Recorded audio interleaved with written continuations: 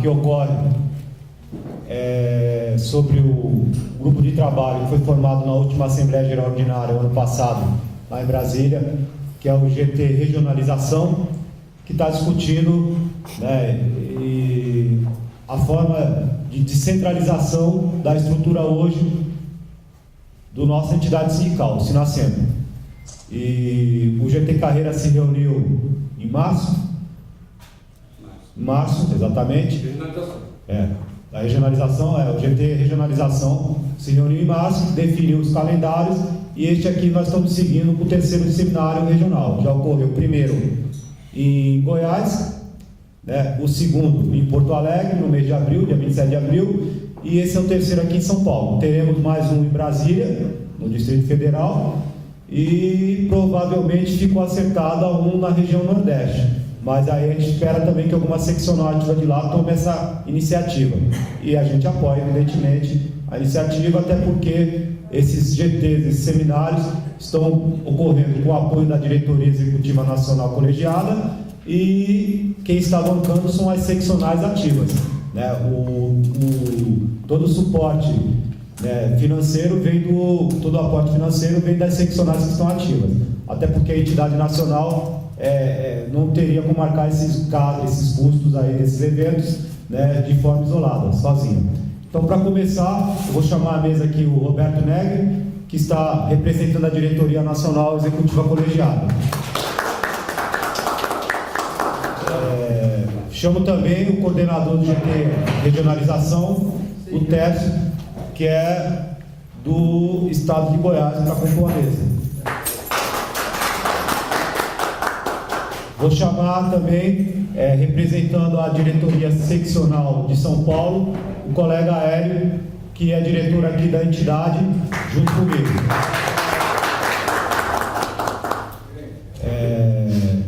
Vamos ter aqui agora, na parte da manhã, um painel com o professor Francisco Miralha, militante do ANDES, né, o sindicato do ensino superior, dos docentes do ensino superior, né.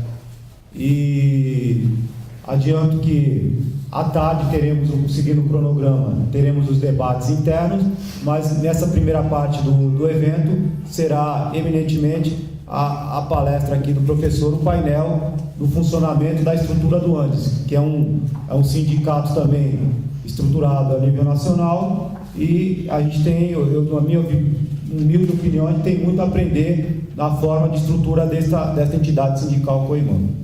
Muito obrigado. Muito bem, eu queria agradecer o convite, vim aqui, é um prazer conversar com vocês. Vamos começar do começo, né, porque é sempre mais fácil de entender. A estrutura do ANDES é determinada pela história do ANDES. Então, nem sempre é fácil transpor experiências históricas, vocês sabem muito bem disso. A complexidade social, às vezes técnica, né? Mas de qualquer jeito, o fato é que, como vocês muito bem sabem, funcionários públicos como nós não tínhamos direito à sindicalização antes da Constituição de 88. Foi uma vitória nossa conseguir o direito de se sindicalizar, né? Agora começa, inclusive vamos ter que tomar cuidado com as restrições, tá certo, ao direito de greve, ao direito de sindicalização. Fernando Henrique Cardoso cassou a liberação de dirigentes sindicais, que é uma atividade extremamente importante. A gente continua tendo isso no estado de São Paulo, é uma lei do Montoro, na realidade. Mas vejam só, lá no meados 75, 74, os professores das universidades, tanto federais quanto estaduais, daí não havia, na época não havia tantas universidades estaduais como há hoje. Na realidade, hoje as universidades estaduais têm mais alunos que as universidades federais. Tem estaduais no Brasil inteiro, espalhados no Brasil inteiro, em condições extremamente precárias de trabalho, mas de todo jeito tem mais estudantes que as federais, as estaduais. E as universidades então começaram a perceber, os professores começaram a perceber que era necessária uma organização. Como não era possível fazer um sindicato, começou então a formação de associações de docentes.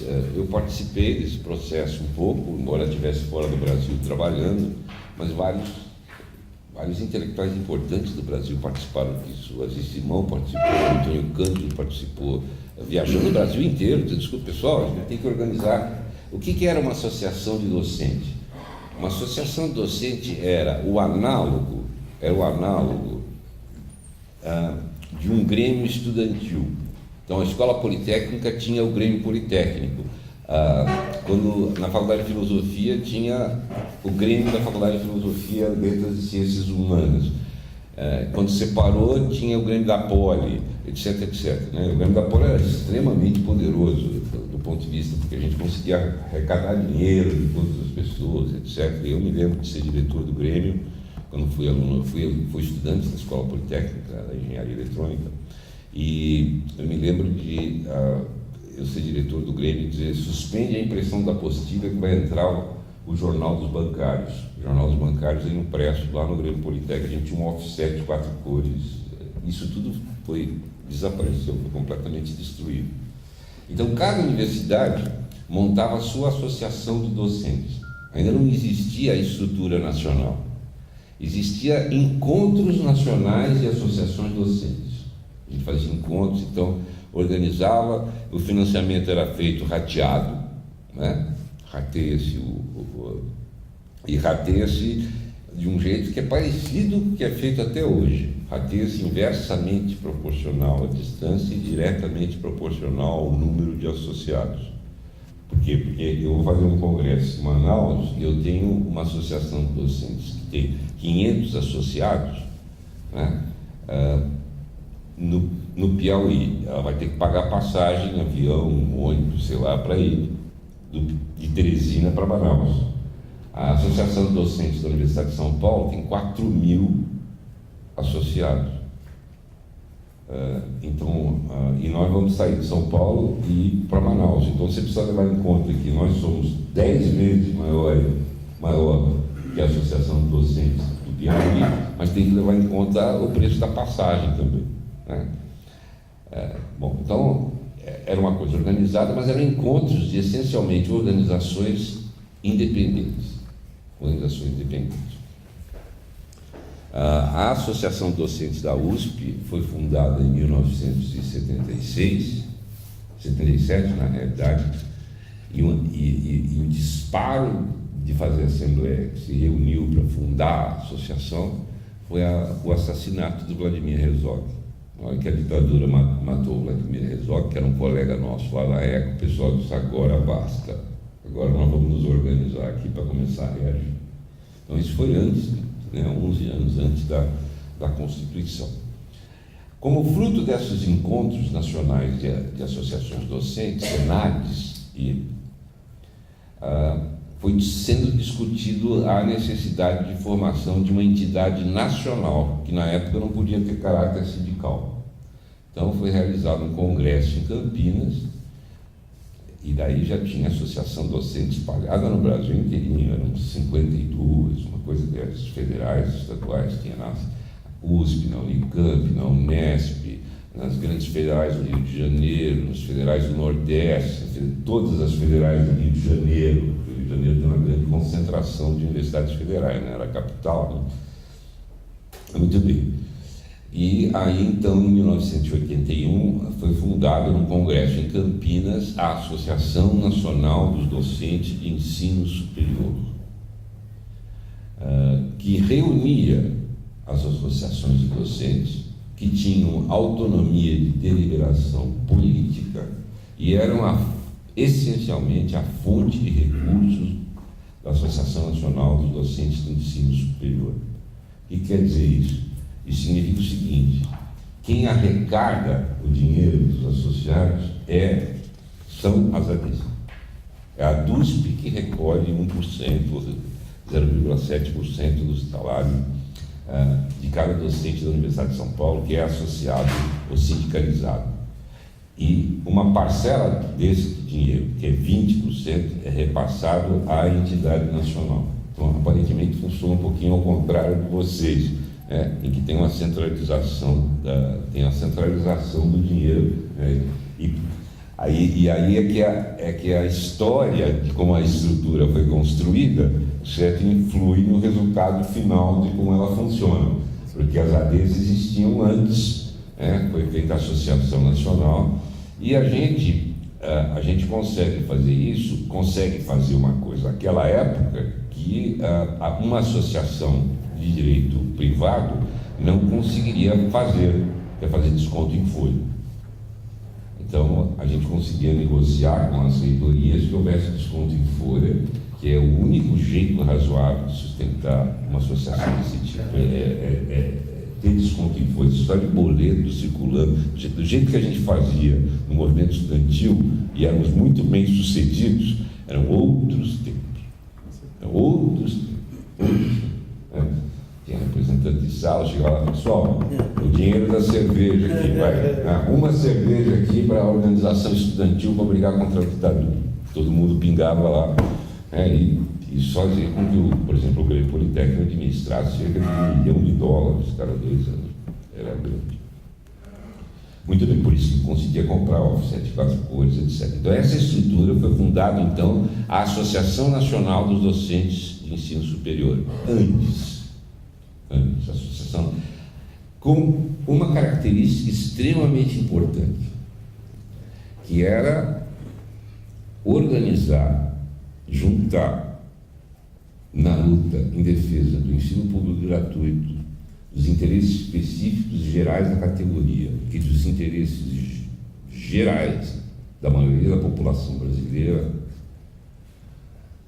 fazer isso de forma organizada, fazer isso de forma discutida com a estrutura de congressos, que é a instância máxima, e CONADs, que são os conselhos das ADs. Então, qual é a diferença entre congresso e CONAD? Congresso estão presentes delegados tirados proporcionalmente ao número de sindicalizados na base. Então, num congresso do ANDES, a Associação de Docentes da Universidade de São Paulo tem direito a 15 delegados.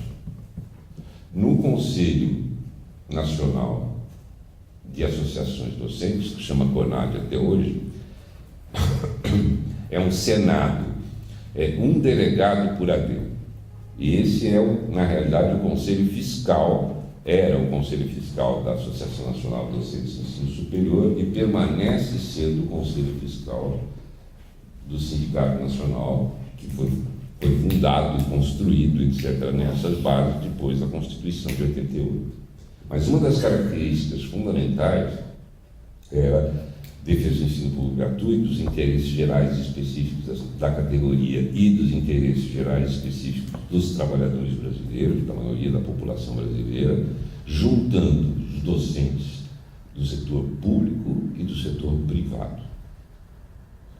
Eram todos os professores universitários do Brasil, não era setor público, era setor público e setor privado. E a nossa análise, à época, e que se confirmou, é que ou nós éramos capazes de nos organizarmos com os companheiros e companheiras do setor privado, junto do setor privado, ou nós não seríamos capazes de dar conta da enorme, ridícula, absurda expansão do ensino privado em detrimento do ensino público e, portanto, expansão do ensino privado significa transformar direito social em mercadoria, uma coisa que a gente é contrário, faz parte do programa do sindicato ser contrário a isso, e que agride, evidentemente, a população brasileira, especialmente a parte menos aquinhoada com o pedaço do PIB, né? Então, essas eram as bases, digamos assim, filosóficas, organizativas da Associação Nacional.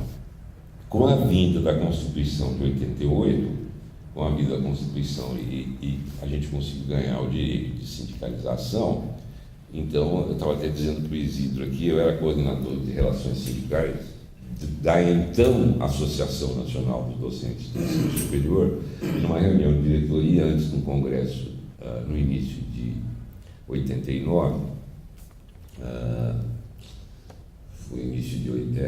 foi no início de 89. E disseram, bom, cosa facciamo adesso? A minha família da Sicília, então, né? Qual é a proposta? Eu estava dizendo para o Isidro que as pessoas estavam se divertindo e diziam assim, se tem uma coisa tão complicada que a coordenação de relações sindicais não deve ter uma proposta para fazer isso. Lê do engano. Nós tínhamos, eu e o Rui dissemos o seguinte, um sindicato nacional com eleições diretas para a diretoria, em que as ADs tornassem seções sindicais desse sindicato nacional, com autonomia financeira, com autonomia administrativa, com autonomia política, porque a unidade vai ser construída porque a gente conseguiu convencer as pessoas que essa é a melhor proposta e não porque você mandou fazer greve. Então, Congresso do Andes hoje, porque é Sindicato Nacional, mas o nome é tão importante, né, que ficou, né, do ponto de vista histórico, ficou Andes. Então, é Sindicato Nacional dos Docentes de Ensino Superior. Nós continuamos mantendo a perspectiva de juntar público e privado, certo? Então, chama Andes SM, na realidade, né? Precisa respeitar a história, que tem um nome na praça, inclusive. Muito bem, então a estrutura é a mesma, né? Inclusive do ponto de vista de dinheiro, mas foi necessário fazer um estatuto, registrar o estatuto, fazer todo o trâmite de burocracia sindical que vocês conhecem muito bem e que dá uma trabalheira danada, em primeiro lugar. E em segundo lugar, tivemos que enfrentar por parte da burocracia e mesmo de companheiros de outros sindicatos uma enorme dificuldade, que era o seguinte: o que é? Vocês resolveram inventar agora? A estrutura sindical brasileira tem sindicato, federação e confederação. Que história é essa de sindicato nacional com seção sindical, com direito de representação dos sindicalizados por substitutivo processual, por delegação do sindicato? Que é isso? Estão loucos?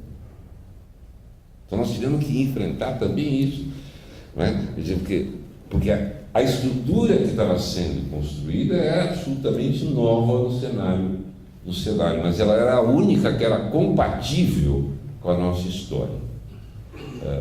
E como não era proibido por lei fazer isso, né, muitos obstáculos políticos, burocráticos, etc., conseguiu-se construir o estatuto, registrar, etc., e que hoje está sob enorme um ataque. Todo dia não, mas uma vez cada ano se precisa fazer uma manifestação na porta do Ministério do Trabalho, porque caça um pedaço do registro sindical. Né? A última cassação que fizeram foi a representação do setor privado. Né? Caçaram. Nós temos precedência assinada por ministro de Estado, como sendo o primeiro, né? Mas aí tem os interesses da Central Única dos Trabalhadores, das confederações e federações que são controlados pelo Partido Comunista do Brasil. Eu não tenho problema com dizer nome, não. Eu digo as coisas do jeito que são. E algumas dessas pessoas são companheiros de luta, mas eles sabem muito bem qual é a posição política deles. Né? Então, tem interesses da Confederação Nacional dos Educadores, em manter, e nós, digamos assim, na nossa trajetória foi uma longa discussão de filiação à Central, acabou se filiando-se à CUT, depois teve deliberação de desfiliar da CUT, e teve depois outra deliberação de filiar-se à Central Sindical Popular. Todas essas coisas a gente pode discutir, conversar depois. Eu estou mencionando para vocês mais ou menos assim, uma questão temática do ponto de vista de como é que surgiu a organização, como é que ela é feita, etc. O Isidro tem cópia do Estatuto do Andes, né? Eu abri aqui se alguém tiver dúvida, mas eu não sei se bem a questão é bem jurídica, a questão é meio qual é a política, tá certo? Muito bem. Uma das questões que o Isidro me colocou na mensagem que mandou, disse assim: quais são os benefícios possíveis desta organização? Os benefícios possíveis dessa organização são bem claros. As universidades, particularmente lidando com o meu povo, como dizia meu avô, essa história de ter autonomia de Ou seja, é parecido com a relação que a gente tem, com a concepção que a gente tem com a universidade. A universidade tem que ser autônoma do ponto de vista administrativo, de gerenciamento dos recursos. Né? Agora, a autonomia não é soberania, ela tem, evidentemente, tem que obedecer às leis do país, mas no exercício das suas atividades fins, ensino, pesquisa, extensão, a discussão dos grandes problemas sociais, etc., ela tem autonomia em relação aos poderes do Estado, em relação a partido, em relação ao governo, coisas estândares, né? E as associações docentes e agora as seções sindicais têm essa autonomia de administração patrimonial, financeira, etc., e política. E a política era um dos argumentos em que, digamos assim, companheiros do movimento sindical diziam: bom, isso aqui, você faz um congresso. Quando eu faço um congresso no meu sindicato, os sindicatos metalúrgicos do ABC, por exemplo, né, a gente teve essas discussões com o Lula, teve essas discussões com vários dos dirigentes sindicais considerados combativos na época, quer dizer, quando os sindicatos metalúrgicos decidem greve, todo mundo faz greve. Agora vocês vão fazer o seguinte: vai ter uma sessão sindical que decide greve, a outra decide não greve, a outra decide greve, a outra decide não greve. É uma confusão. Ninguém sabe o que vai fazer. Meia verdade. E daí meia verdade e meia falsidade. Porque acontece o seguinte: não é possível fazer uma greve no estado de São Paulo, para os estaduais paulistas, tá certo? Se os docentes da Unicamp, os docentes da USP e os docentes da Unesp não decidirem de forma autônoma e independente que eles querem entrar na briga. Não há organização centralizada que vai ser capaz de dizer o seguinte: ó, o sindicato mandou você estar em greve. Eu digo: o sindicato mandou, mas porque eu quero discutir aqui, porque acontece o seguinte: a situação em Campinas é uma, a situação nos 17 campi da Unesp espalhado, tá certo, no estado de São Paulo inteiro é outra, e a situação da USP é outra. Então, não sei se a conjuntura, quer dizer, eu sou até a favor de fazer o movimento. Agora, não sei se a conjuntura é agora, é depois da manhã, como é que faz essa história, né? Agora, imagine do ponto de vista federal, imagine do ponto de vista do Brasil. Para você fazer um movimento de grande porte das universidades federais, como acabou de acontecer agora, você precisa que a Federal do Rio de Janeiro, a Federal do Piauí, a Federal do Rio Grande do Norte, a Federal do Maranhão, todas da Paraíba, todas essas, Federal aqui em São Paulo, no Rio Grande do Sul, todas essas universidades, os seus professores, os sindicalizados, discutam a conveniência, como é que nós vamos fazer, porque a situação no Piauí é uma, no Rio Grande do Sul é outra, é completamente diferente. Então não dá para você dar uma ordem de um certo colegiado e essa ordem emana. Isso é, na realidade, um simulacro de unidade. Parece que tem unidade, porque parece que tem unidade aonde? No centro de decisão. Unidade não é construída no centro de decisão. Unidade de grande porte é construída porque as pessoas conseguiram estabelecer e ficar claro para uma certa parcela significativa, porque nem todo mundo fica convencido todo o tempo, né? Não tem greve de 100%, não existe esse troço, né? Então, que uma grande parcela, uma parcela extremamente significativa, disse: bom, tá certo, a gente acha que o salário está arrochado, a gente acha que as condições estão ruins, a gente acha que precisa fazer essa luta em defesa da educação pública brasileira, em particular da educação superior. Então, nós vamos entrar nessa briga e vamos nos organizar. E como é que nós vamos nos organizar? Então, quem é que faz o controle de movimentos de grande porte? Não é a diretoria do Antissindicato Nacional, é o Comando Nacional de Greve. E a diretoria participa do Comando Nacional de Greve. E esse Comando Nacional de Greve é constituído por quem? É constituído por colegas que foram eleitos nas suas assembleias de base para ir lá para Brasília, sentar lá e tomar as deliberações políticas. Vamos por aqui, vamos por lá, fazemos atos não sei aonde. Agora está na hora do Rio Grande do Sul se mexer, precisa provocar o não sei o que aqui, precisa ir no Congresso Nacional, que, como vocês sabem, é ajuste. Funcionário público é lei, né? Funcionário público federal, para ter reajuste, precisa fazer uma lei. Então não é só negociação com o Executivo, você tem a negociação também com o Congresso Nacional.